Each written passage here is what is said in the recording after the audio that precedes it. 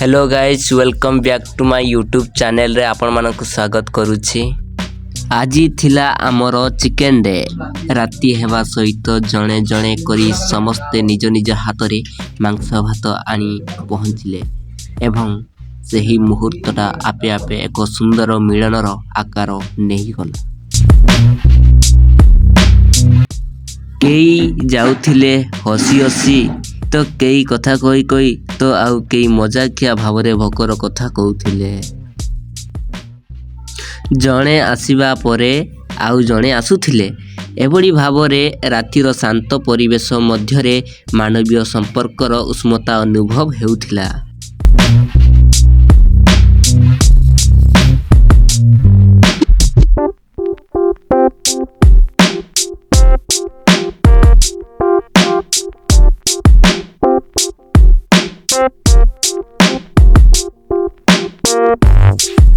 समस्ते एकाठी हेबा परे मांस भात खला गला। गरम भात और सुगंधित मांसर गंधरे परिवेशटा आउ अधिक जीवंत हो जाइथिला। हस मजा आउ सरल कथबार्ता मध्यरे समस्ते मन भरी मांस भात खाइले एवं सही रातिर केवल एक भोजन नुहे बरं सांगत्य स्नेह और स्मृतिर एक सुंदर अनुभूतिर होई रही जाइथिला।